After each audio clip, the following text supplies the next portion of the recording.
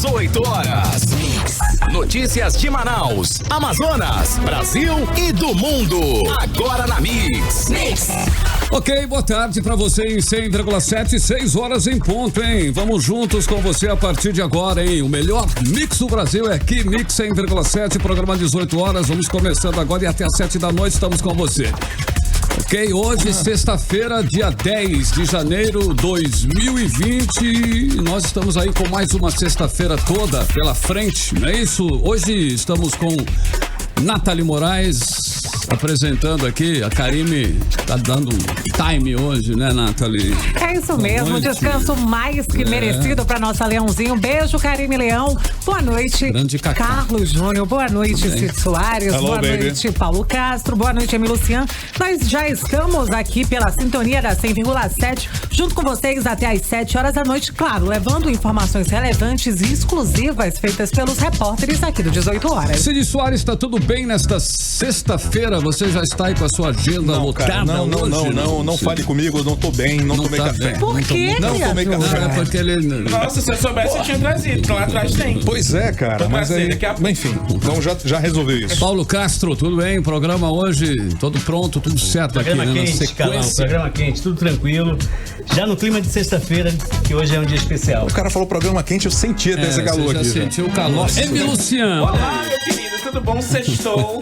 Sextou pra você, Eu tô aqui olhando pra essa moça, ela é muito bonita, né? Ela é bonita. Meu Deus do céu, tua sorte é que eu não vou nem falar. Aliás, aqui todos nós somos mole, bonitos, né? Ei, aqui a beleza, aqui, todos nós Essa aqui. moça é linda, essa repórter, Nathalie Moraes. Nathalie Moraes.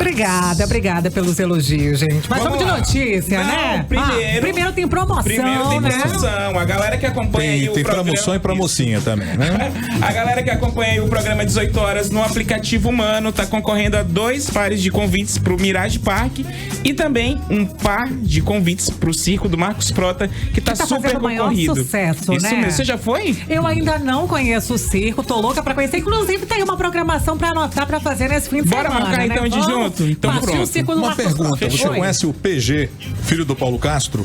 Não. Tá sendo reconhecido nas redes sociais agora como garoto só faz nudes, O cara. Mr. Olha, Paulo o pessoal Gabriel, tá mandando né, gente? nudes, Pra quem não conhece, adicione aí o Paulo Castro, porque o bichinho tá fazendo sucesso nas redes sociais, né? Então é isso, Fotos são galera. essas. Se É você isso quiser aí. ganhar aí os ingressos, Participe. fica assistindo a gente aí pelo aplicativo Perfeito. Humano. E participando. 6 horas e 2 minutos em Manaus, sexta-feira, hein? Começa agora o programa 18 horas.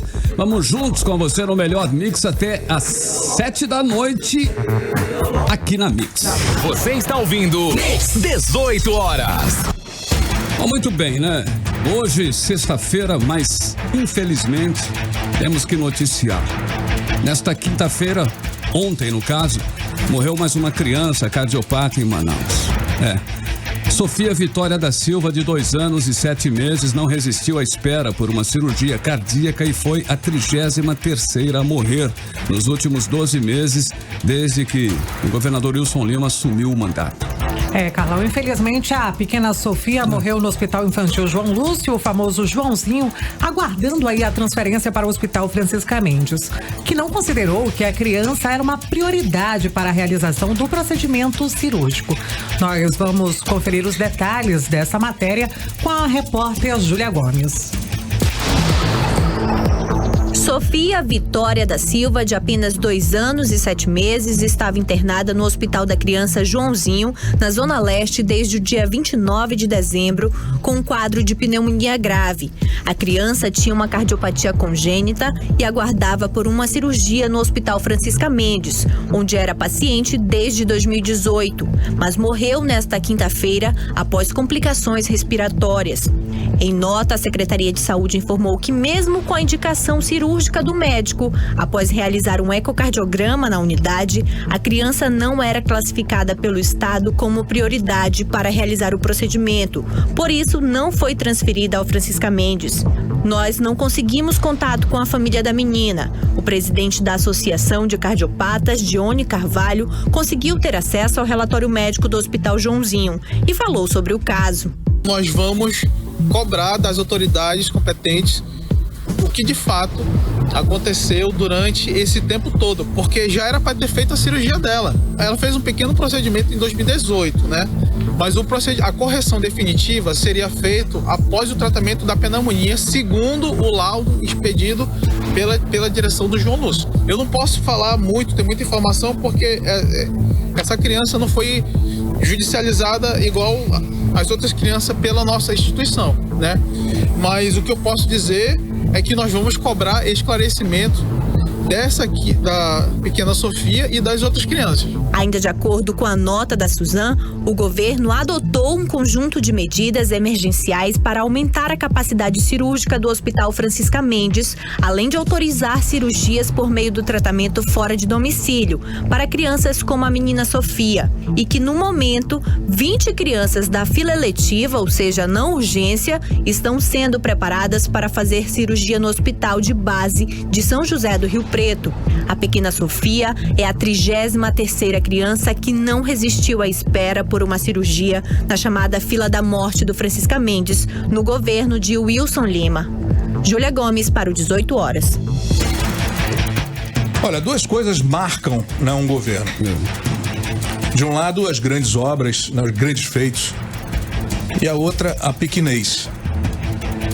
É impressionante como é que esse governo se mostra tão indiferente a essas mortes de crianças, né, de inocentes. 33 crianças perderam a vida em menos de 12 meses. E parece que isso é a coisa mais normal do mundo. E não é. Isso é um escândalo. Isso é uma verdadeira chacina. O Estado tem que ser responsabilizado por essas mortes.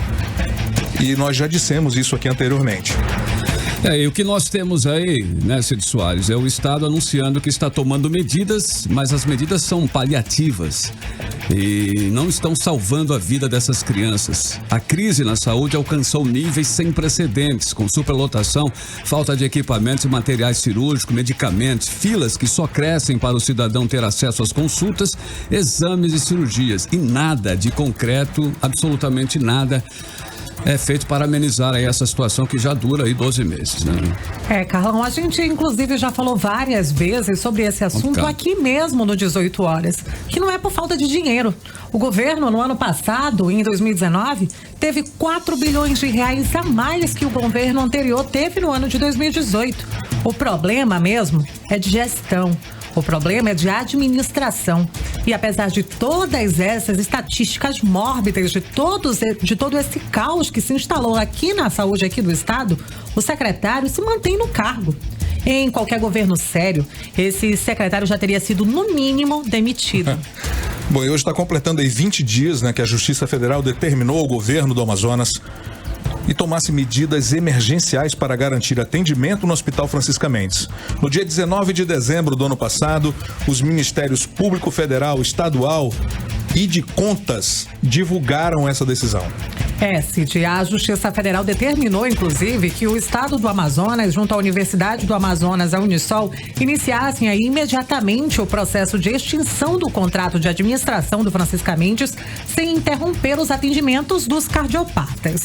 Essas medidas, elas devem ser executadas no prazo de 180 dias, sob penas de multa aí de R$50 mil por dia, no caso do descumprimento, viu?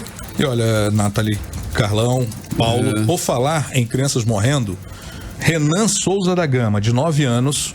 Essa criança foi assassinada ontem aqui em Manaus. A morte do Renan foi consequência de um tiroteio envolvendo facções criminosas que disputam o controle do narcotráfico em Manaus. É muito complicado, né, Cid? Essa criança aí, ela sonhava em ser jogador de futebol. Olha só. Foi atingida por uma bala enquanto jogava bola lá no bairro Novo Aleixo. É muito complicado. Carlão, é na segurança, né? A gente também vê na segurança que o governo do estado vai deixando muito mais a desejar mesmo. A gente tá aí no 10º dia do ano e já são mais de 30 mortes noticiadas. Assim, é um verdadeiro absurdo a gente ver a criminalidade tomando conta das nossas vias. 6 horas e 9 minutos em Manaus. 18 horas.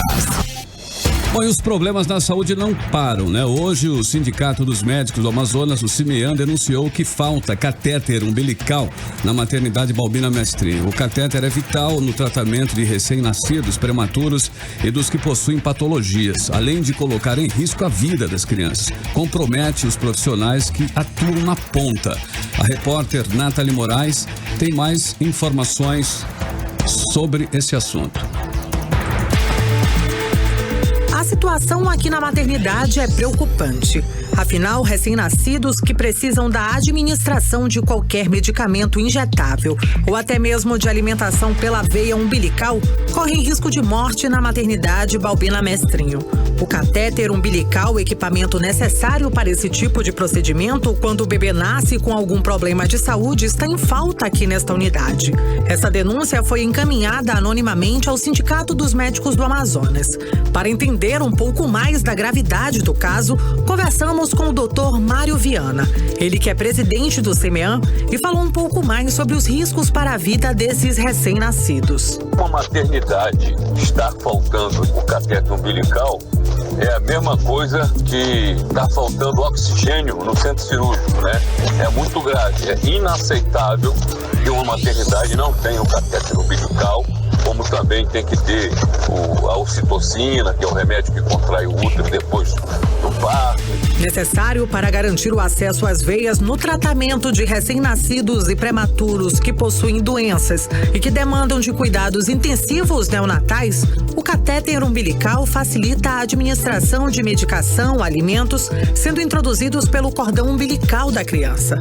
A maternidade, que é referência no acolhimento de gestações de alto risco, hoje se encontra em decadência, como explica o Dr. Mário Viana. Que ponto que nós chegamos para a mídia em geral de equipamentos, insumos básicos como um catéter umbilical que está faltando na maternidade e com isso aumentando o número de dissecção de veias que tem mais risco de complicação, de problemas para o bebê e etc. O Sindicato dos Médicos, a partir de agora, vai encaminhar a denúncia para os órgãos responsáveis e cobrar medidas para a solução do problema, que além de colocar em risco a vida das crianças, compromete os profissionais que atuam na área. Nathalie Moraes para o 18 horas. Olha aí, por meio de nota, né? A Suzan informou que a direção da maternidade Balbina Mestrinho afirma que a informação, né, essa informação toda que nós temos até agora não procede e que a unidade tem catéter umbilical para realizar procedimentos, não tendo nenhuma ocorrência de paciente que tenha ficado sem assistência por falta desse material, informou a Suzan por meio de nota aqui para a redação do 18 horas, Cid. Alguém...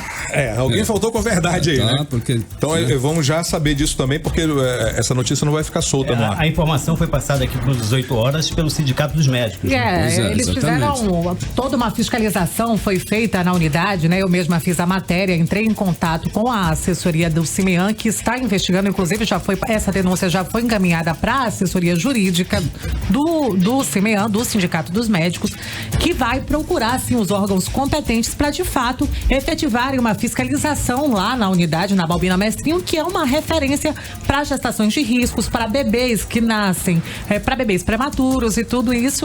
A gente espera, de fato, que a maternidade não tenha esses problemas, afinal a gente está falando de vidas de recém-nascidos, né?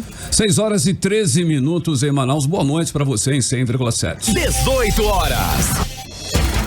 E o governo divulgou que o Hospital Universitário Francisca Mendes realizou nesta sexta-feira exames de ecocardiograma em crianças cardiopatas acompanhadas pela unidade e que aguardam por cirurgia. Os exames fazem parte da revisão clínica dos pacientes e têm o objetivo de prepará-los para a realização de procedimento cirúrgico fora do Amazonas.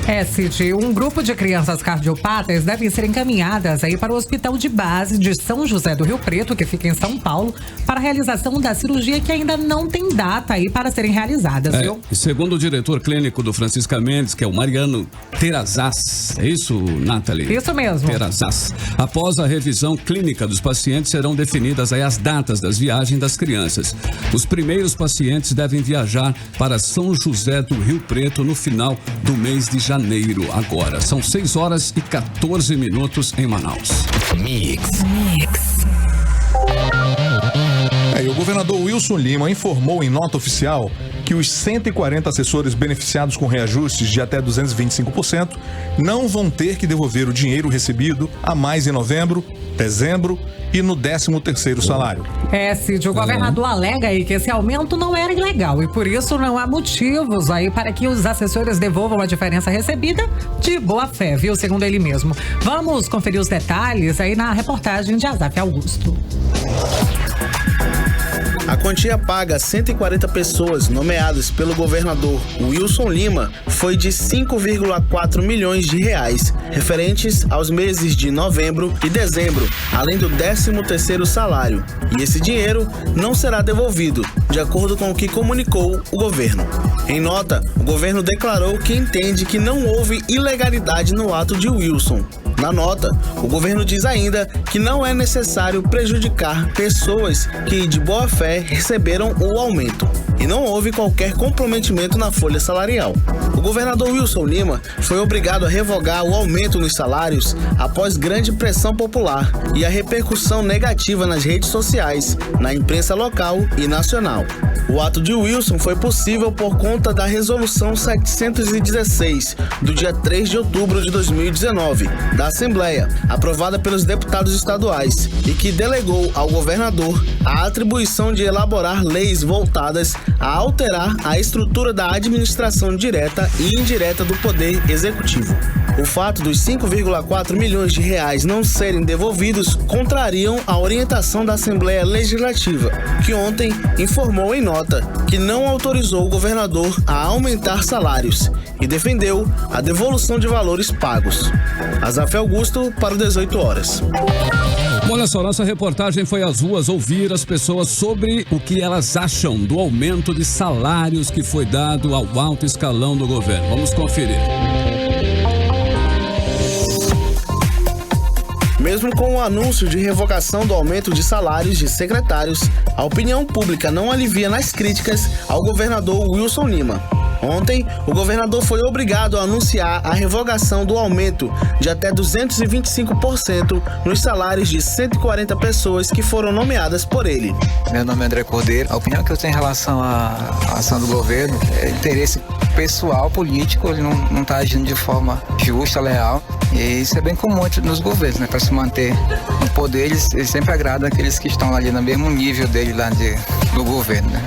Meu nome é Samuel e, na minha opinião, quando o governador ele decide aumentar o salário de funcionários que são comissionados, ele contribui para a ineficiência do Estado, visto que melhor seria investir em produtos para a saúde, para a educação, até mesmo para a segurança pública, do que aumentar salários, né?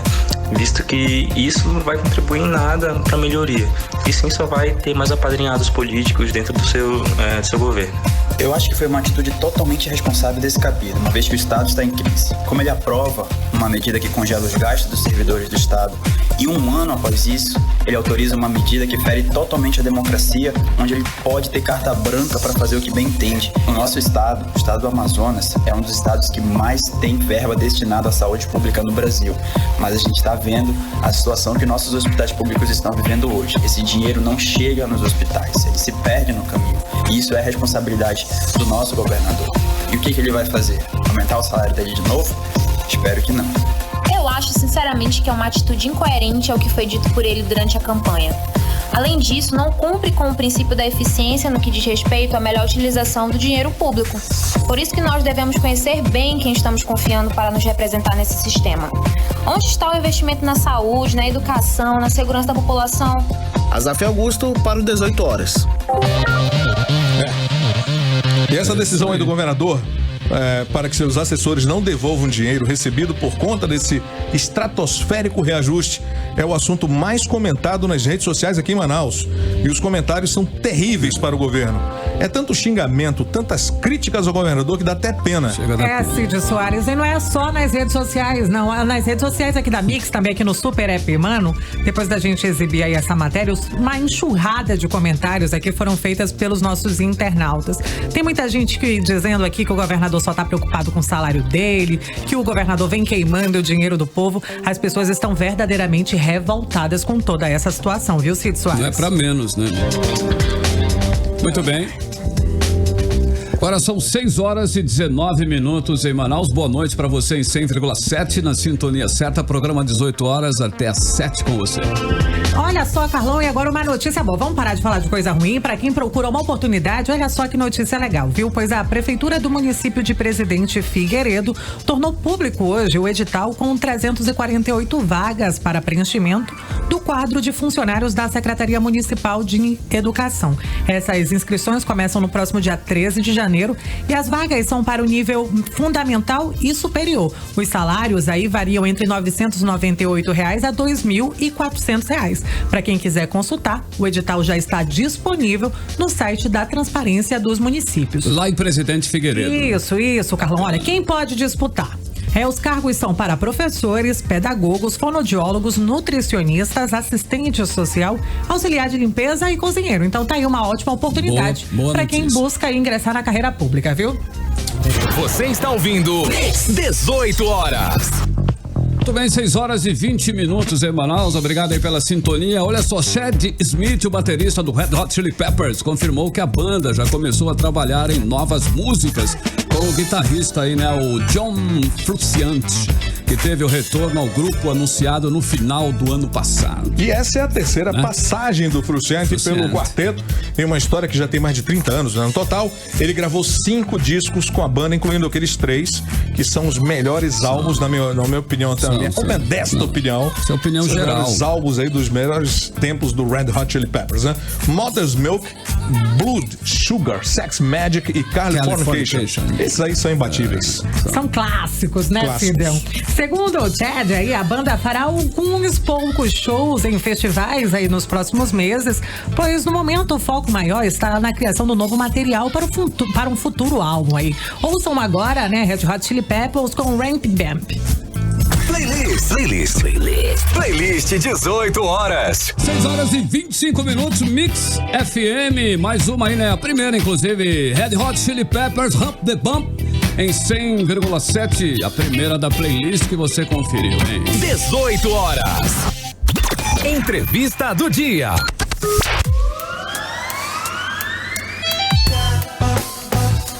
Bom, muito bem, olha só, e continua repercutindo, né, a redução dos incentivos fiscais para as indústrias do polo de concentrados de refrigerantes da Zona Franca de Manaus.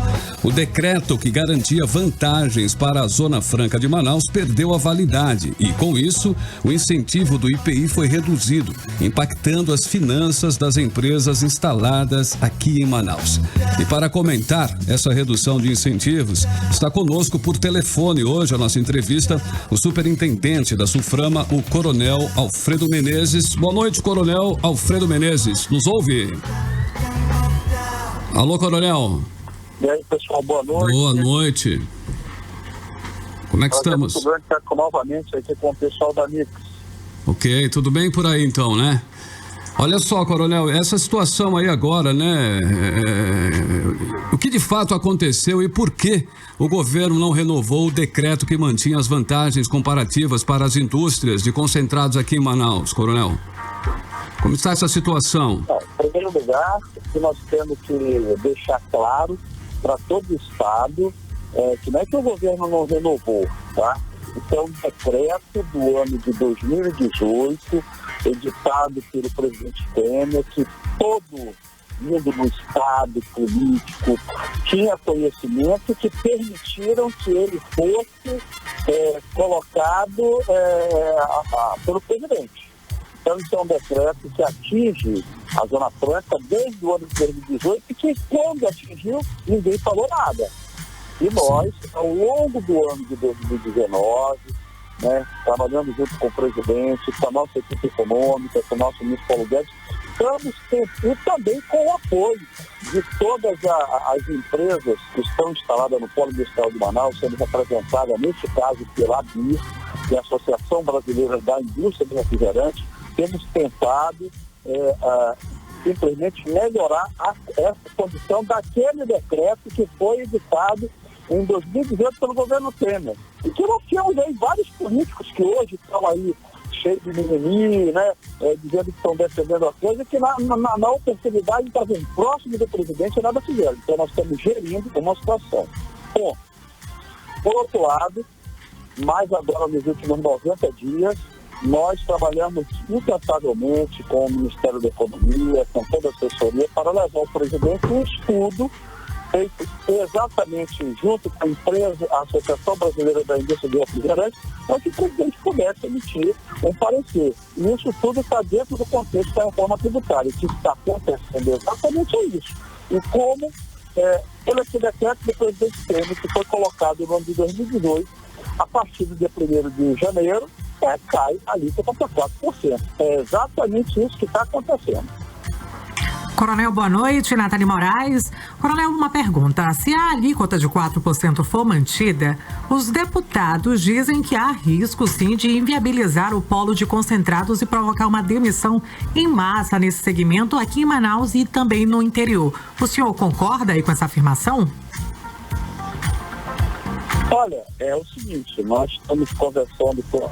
Isso aí é o que eles estão dizendo. Quem está dizendo é que... Sim. É que fale por si por suas declarações. Porque da nossa parte, o que nós estamos é simplesmente trabalhando junto com todas as empresas do polo de concentrados e a equipe econômica, viabilizando estudos técnicos para assessorar a Presidência da República, juntamente com o Ministério da Economia, para tomar as melhores decisões nesse sentido, tanto para nós quanto para o restante do país, porque não é só o nosso caso. Existe também, por outro lado, outras associações fora da ABIR, né, que representa esse segmento no Polo do Estado de Manaus, e tem outros interesses. Né? E por aí, esse estudo, ele não visa simplesmente a alíquota. Né? Esse pessoal que está emitindo esse parecer, essa opinião, eles estão descontextualizados. Existe aí toda uma problemática com relação a IPI cruzado, com relação a outros pontos interessantes. Então, não só a alíquota, existe também uma parte relacionada à Receita Federal, com relação ao reconhecimento dos créditos. Então, não é um assunto de alíquota, é um assunto que nós estamos nos debruçando, pelo menos há mais de 6 meses, mais diretamente nos últimos 3, com o apoio de todos esses segmentos, para colocar o presidente e assessorando no sentido que ele toma a melhor decisão. E é isso que está sendo feito nos últimos, pelo menos, 45 dias. Superintendente, boa noite. Cid Soares aqui. Eu tenho aqui nas minhas mãos o estudo de perfil do segmento de concentrados do PIN, feito por técnicos da SUFRAMA, publicado no site da instituição. O estudo diz que o setor de bebidas, em 2017, faturou 8 bilhões e 700 milhões de reais e gerou 517 empregos diretos. O que significa isso? Olha bem, primeiro que esse estudo aí, nós temos algo mais atualizado. Inclusive, solicitamos agora das empresas que estão no polo nos últimos 90 dias. Isso foi muito bem feito pelo Alexandre Jubim, que é o presidente da ABIR, né, mas envolvendo as empresas que estão em Manaus, principalmente do segmento da Coca-Cola, que são as maiores, e inclusive colocando toda a situação de empregos diretos e indiretos nessa cadeia produtiva. Né? Então, resumo, tudo que está de mais atualizado hoje está na mão lá da equipe econômica e subsidiando o presidente para que ele se tome uma decisão nesse sentido. A nossa cadeia produtiva, no sentido de geração de emprego direto e indireto, é muito maior do que esse que você colocou. Nós temos dados muito mais atualizados, esses dados são de 2 anos atrás. Perfeito. Muito bem, superintendente, a primeira reunião do Conselho de Administração da SUFRAMA deste ano está confirmada para o dia 20 de fevereiro e já tem aí algum projeto que o senhor pode destacar com antecedência? Olha, em primeiro lugar, nós, nessa reunião, nesse conselho, nós estamos construindo agora a agenda, inclusive com a possível vinda do presidente. O presidente falou que, a princípio, ele estaria presente. Dia 20 está fechado. Estamos construindo essa agenda com ele. E no caso da SUFRAMA, nós temos pautas que nós vamos discutir e que vão dar o direcionamento de todo o nosso trabalho ao longo desse ano. Com certeza, se não tivermos tido alguma decisão por parte da presidência com relação aos concentrados, esse é um dos temas que nós iremos discutir. Então está confirmado para o dia 20 a reunião, é isso? A primeira reunião do ano? Está confirmada para o dia 20? Está confirmada essa reunião. Isso, essa data foi escolhida em função exatamente de que, geralmente a primeira reunião no dia 28, que é o aniversário da Suprema, ela foi por causa do Carnaval. Ok, presidente. Superintendente. Nathalie, tem alguma pergunta? Não. Muito obrigada, viu, superintendente? Nós agradecemos mais uma vez a sua participação aqui pelo 18 horas. Eu gostaria, Nathalie, se você me permitisse a mensagem final, de tranquilizar, né? De tranquilizar, né, todo o segmento desse sentido, e dizer o seguinte: esse é um tema complexo que nós estamos estudando, não só de hoje, tá? E estamos todos os atores envolvidos nesse tema, eles têm sido ouvidos, já expressaram os seus pareceres. Nós já, essa semana mesmo, eu conversei 2 vezes com uma parte da equipe econômica que subsidiou uma decisão e agora está na mão justamente do presidente, tá? Com certeza ele está ouvindo o ministro Paulo Guedes, né, que é o principal assessor dele nessa área. Tudo que nós poderíamos ter feito nesse sentido até agora está sendo feito para que o presidente e a equipe econômica tome a melhor decisão. Então quer dizer que todos esses passos foram dados nos últimos 45 dias, com certeza, envolvendo todos os segmentos, e vamos aguardar para que o presidente tome a melhor decisão, tanto que possa beneficiar a nossa região quanto o país. Muito obrigado, então, coronel, superintendente. Conversamos por telefone com o superintendente da Suframa, coronel Alfredo Menezes. 18 horas. Agora são 6 horas e 34 minutos em Manaus. Olha aí, ó, um dos álbuns mais aguardados do rock, hein? Do rock and roll em 2020 é Father of Motherfuckers, do Green Day, né? Que teve aí o tracklist divulgado na internet por vários fãs aí, né?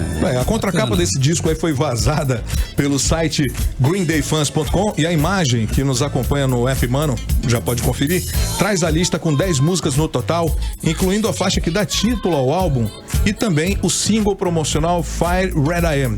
Esse é o 13º trabalho aí de estúdio do Green Day e a data de lançamento é no dia 7 de fevereiro mundialmente, viu? Nós vamos ouvir agora a faixa título do novo álbum aí do Green Day, Father of All. Vamos lá no clima de sexto, né, Cidão? Father of All, Motherfuckers.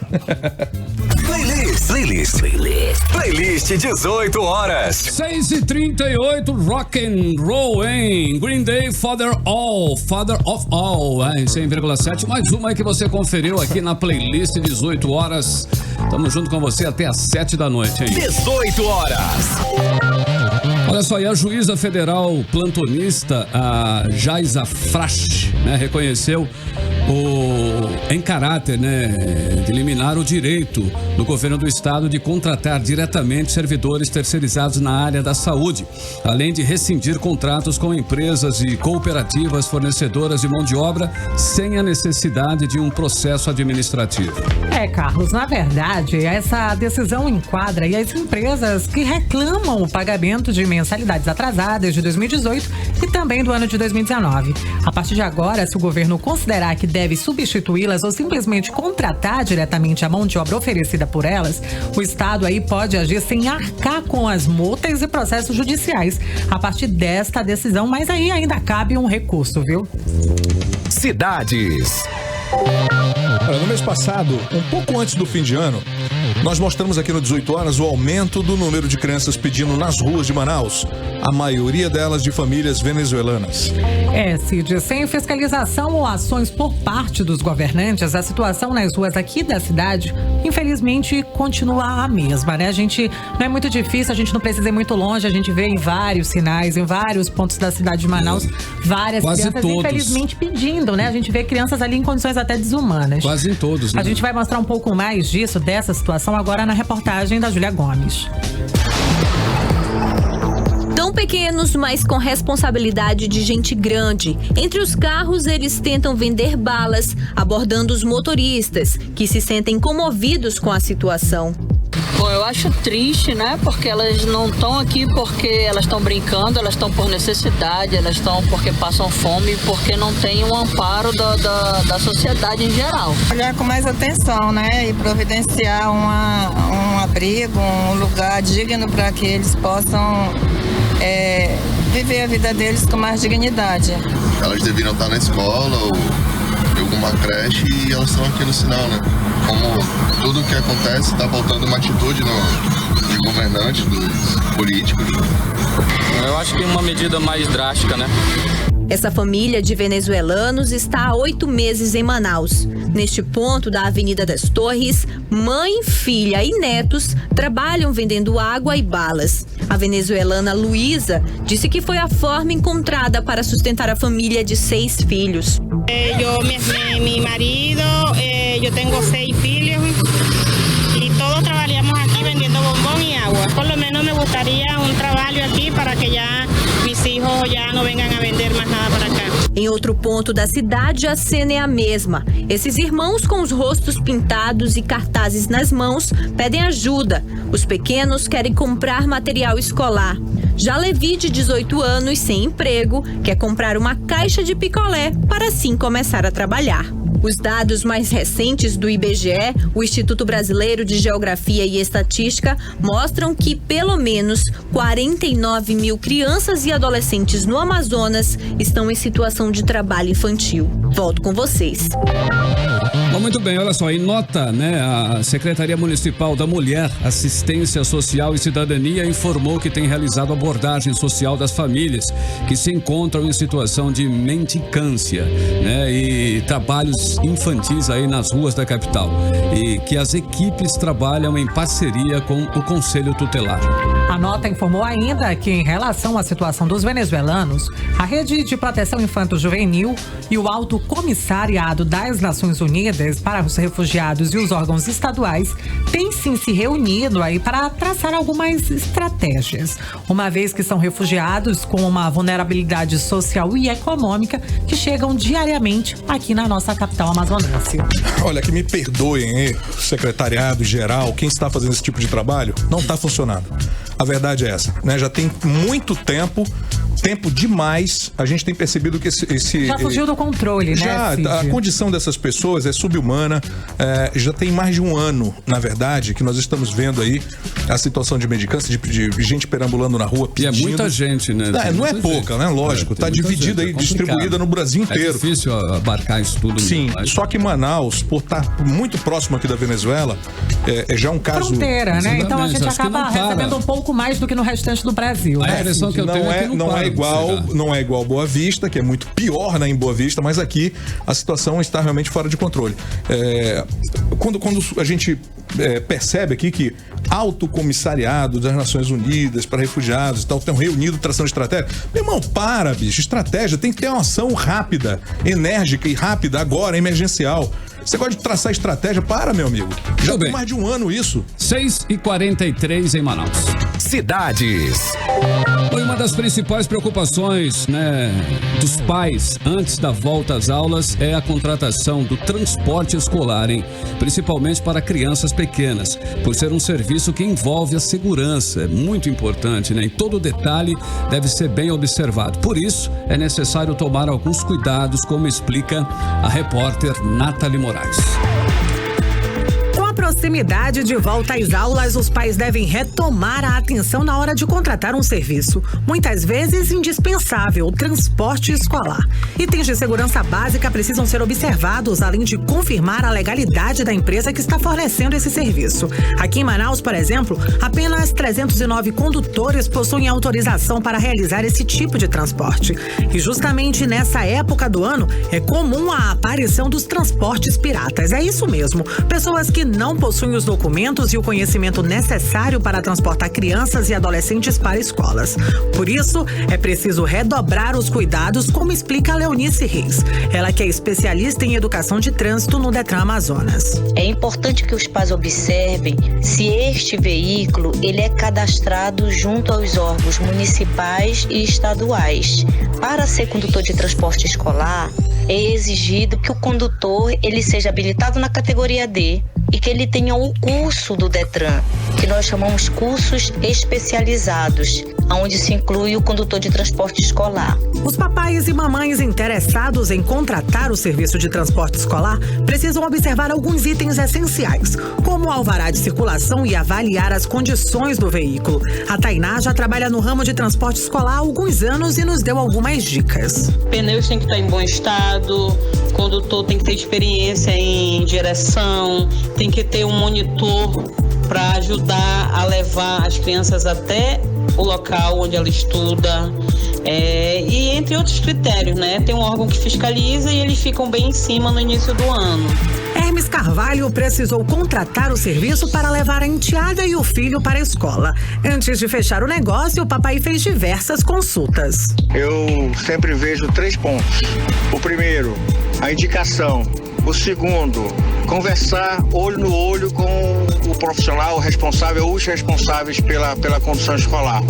E o terceiro, o carro propriamente dito, né? Se o carro está em boas condições, limpeza, enfim, material obrigatório para transportar.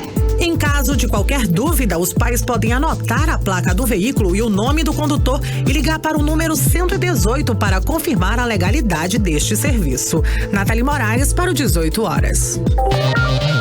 Olha, outro problema para muitos pais é o material escolar. É preciso ficar atento para alguns itens da lista, hein? Atenção! Muitas escolas exigem uma lista de materiais que nem sempre vão ser usados pela criança. Por isso, muitos pais ficam na dúvida sobre o que, de fato, devem comprar dos itens listados. E se esse for o seu caso, confira essa reportagem da Júlia Gomes. Com a lista nas mãos, os pais já iniciaram a maratona em busca do material escolar. E para economizar, vale pesquisar, ir de loja em loja. Afinal, a lista é grande e são muitos itens. Mas outra lista que também é extensa é a dos materiais que não devem ser solicitados pelas escolas. Ao todo, 64 itens foram listados pelo Procon. Material de uso coletivo, como copos descartáveis, papel higiênico, cartucho para impressora e outros produtos de expediente, limpeza e higiene, não podem constar na lista fornecida pela escola. Segundo a legislação, os pais devem considerar na lista de material escolar somente aqueles de uso individual e restrito ao processo pedagógico, como explica Rodrigo Guedes, secretário do Procon Manaus. Materiais de uso coletivo e comum, eles não podem ser exigidos em listas escolares, a não ser que cada um desses materiais tenha uma clara finalidade didática pedagógica. E assim, toda instituição de ensino, quando ela apresentar uma lista de material escolar aos pais, ela deve ser acompanhada, isso por uma determinação legal, do plano didático pedagógico da instituição. E vale um outro alerta: marcas e locais específicos para a compra do material também não podem ser exigidos. Volto com vocês. 18 horas. Muito bem, olha só, hein? Depois de anunciar aí aos fãs, né, que lançaria carreira solo em janeiro, Hayley Williams, do Paramore, né, agora divulgou um pouco mais do que virá pela frente aí. Né? Pois é, essa cantora genial fez uma publicação na segunda-feira, dia 6, com um teaser, né, uma pequena data de lançamento e uma nova conta no Instagram, chamada Petals for Armor. Nome do novo projeto que já ganhou inclusive um website. Esse vídeo aí foi publicado e indica que o material inédito vai sair aí lá pelo dia 22 de janeiro. E é possível ver apenas imagem de uma floresta à noite, com a respiração de Hayley, né, ao fundo. E agora nós vamos ouvir aí Still to You, de Paramore. Playlist 18 horas. 6 horas e 53 minutos, Mix 100,7 Paramore, Still Into You. Foi mais uma que você conferiu aqui na Playlist 18 horas em 100,7. 18 horas. Tudo bem, vamos saber agora como está o tempo, né? Previsão para o tempo hoje em Manaus com Nathalie Moraes. Previsão do tempo. Carlão, nós nós começamos a manhã de hoje com muita chuva, né? Na verdade, hoje o clima tá bem parecido com o de ontem, né? A mínima aí é de 24 graus e a máxima de 32 graus. A gente teve bastante sol, né? Vai chover ainda um pouquinho agora à noite. Opa. E a previsão para esse fim de semana, não sei se vocês vão sextar, vão passar o fim de semana em casa, mas a previsão para esse fim de semana é de bastante chuva, viu? Inclusive, a umidade aí vai chegar até 90%. O sábado promete ser de chuva pelo período da tarde e pela noite. E no domingo também parece que vai chover bastante aqui na capital amazonense, já que a máxima a ser registrada aí pode chegar na casa dos 33 graus. Segundo o clima-tempo aqui, pancadas de chuva podem ser registradas pelo período da tarde e também pelo período da noite. Você está ouvindo 18 horas. Bom, hoje, sexta-feira, né? O dia da coluna do nosso diretor executivo, Sérgio Bartolo. Boa noite. Que semana! Foram talvez os dias em que a sociedade demonstrou sua maior reação contra o governo do Amazonas. Na última segunda-feira, o 18 horas, esse programa aqui, informou que o governador Wilson Lima aproveitou a carta branca da Assembleia Legislativa e aumentou em até 225% os salários de funcionários do alto escalão do governo. Foi um tsunami de reações contrárias que se espalharam nas redes sociais por todo o país. O aumento revoltou milhares de outros funcionários que estão com os salários congelados, também por decisão do governo. Não restou outra saída a não ser revogar o aumento, que foi chamado, para dizer o mínimo, de imoral. A revogação não vai apagar tão cedo a intenção do governador de tentar, de forma quase às escondidas, aumentar os salários de um pequeno número de funcionários da confiança dele. É um começo de ano bastante complicado para a imagem do governo. E ainda tem muitos problemas a serem resolvidos, principalmente na área de saúde e segurança. Se pretende melhorar, a administração vai ter que superar muitas expectativas. Não bastará fazer uma gestão apenas óbvia, feijão com arroz. Vai ter que ser bem acima da média. Só assim o eleitor poderá, algum dia, talvez, quem sabe, reavaliar e pensar em perdoar. Karime, Cid, Carlão. Muito bem, olha só, a nova lei de abuso de autoridade já está em vigor, hein? Desde a última sexta-feira, dia 3. A lei traz algumas novidades, entre elas, a que proíbe a divulgação de imagens por policiais e servidores públicos, membros dos poderes legislativo, executivo, judiciário e também do Ministério Público. E essa medida já está sendo cumprida, né, pelos órgãos de segurança aqui do Amazonas desde o início dessa semana. A proibição de vídeo opiniões no meio jurídico e policial. De um lado, a garantia do direito à privacidade, do outro, um freio na divulgação do trabalho realizado nas ruas pelos nossos policiais, que deixam de exibir os presos durante coletivas e inclusive em grupos de WhatsApp ou em outras redes sociais, e a gente deixa de conhecer as figurinhas, né? A pena é de até 4 anos de prisão caso a autoridade descumpra a nova legislação. Agora uma notícia aqui de última hora, antes da gente chamar o resultado de promoção, que o Emílio Luciano já está por aqui, né? A gente volta a falar do assunto sobre os super salários aí, que ganhou um super destaque, tanto nas redes sociais quanto na mídia nacional durante essa semana. O deputado estadual, Wilker Barreto, ingressou hoje com um pedido de medida cautelar aí ao Tribunal de Contas aqui do estado contra o governador Wilson Lima. Ele solicita aí que o chefe do executivo devolva assim para os cofres públicos o valor de aproximadamente 4 bilhões de reais pagos no aumento salarial dos funcionários e assessores do alto escalão do governo nos meses de novembro e dezembro. Essa ação pede ainda que o governador efetive a revogação anunciada à imprensa ontem. O líder da minoria aqui na Assembleia cobra ainda que o governador apresente algum documento aos órgãos de controle comprovando aí a suspensão dos vencimentos dos funcionários. Muito bem, Nathalie Moraes, 6 horas e 57 minutos. Algum comentário, Paulo? Não. Tá ok. Já tinha que ser comentado. Já foi, né? 6h57. 18 horas. 6 horas. Então, Nathalie, vamos para os finalmente aí, né? Estamos terminando mais uma vez. Hoje é sexta-feira, Nathalie Moraes. É isso mesmo, hoje no lugar Carlão. da Karine Leão. É isso mesmo, 6 horas e 58 minutos. O Luciano, olha, Luciano, hoje foi uma enxurrada de comentários aqui no Mano, né? É muita gente, afinal a garotada tá de férias. Eu então adoro que eles ficam falando, o Luciano tá comendo.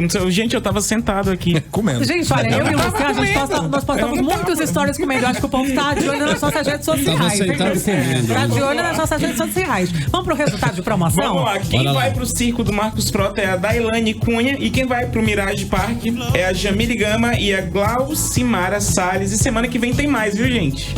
Muito bem. E eu não tava comendo. Tava sentado, mas tava comendo. Ai, gente, para. Obrigada, hein, Luciano. Sextou pra você, né, Luciano? Vamos direto então para o nosso editorial 18 horas. Editorial 18 horas.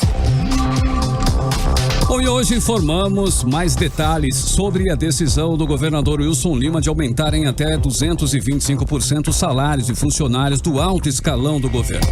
As notícias divulgadas pelo governo tentam envolver os deputados estaduais, inclusive de sua base aliada, como culpados pelos aumentos abusivos. A Assembleia informou que não autorizou aumentos de 225%. O governo informou que os deputados enviaram ainda no ano passado requerimento pedindo o aumento dos salários para o primeiro escalão. O governo já disse que não vai devolver os mais de 5.400.000 reais que foram pagos. A informação revolta os outros, milhares de servidores que tiveram os salários congelados e até atrasados no ano passado. Só receberam os salários de dezembro no início deste mês.